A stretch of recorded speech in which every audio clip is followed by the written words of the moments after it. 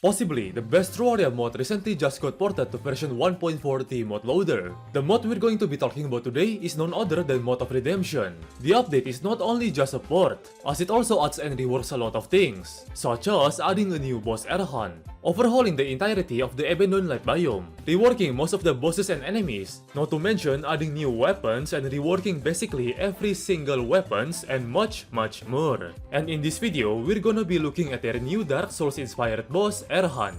You can summon this boss using a forbidden scroll. At first it only summons a weird little demon, and bam, it got burnt by a holy shining light.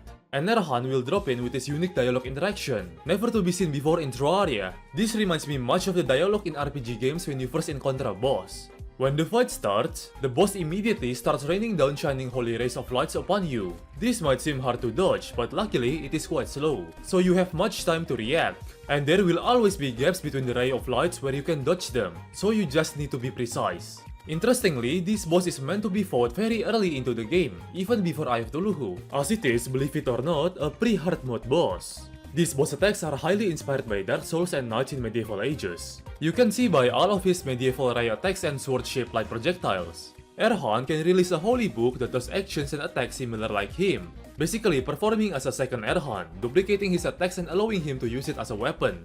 After attacking much, Erhan will get exhausted and fall to the ground.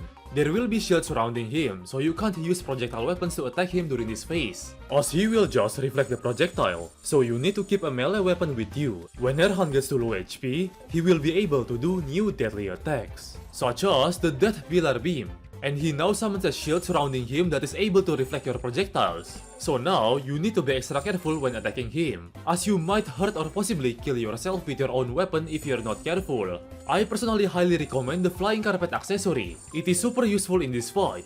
It helps to chase a lot of Erhan's attacks, such as the Light Spear landmines. I don't know how to describe this attack, but it basically impels Light Spear from the ground upwards. There is also a neat trick I'd like to show you. It is quite obvious, but you can actually go underneath Erhan when he's doing the circular ray attack. By doing this, it is a 100% guaranteed dodge. And try to keep moving back and forth to confuse Erhan's AI during the Shining Beam Pillar attack.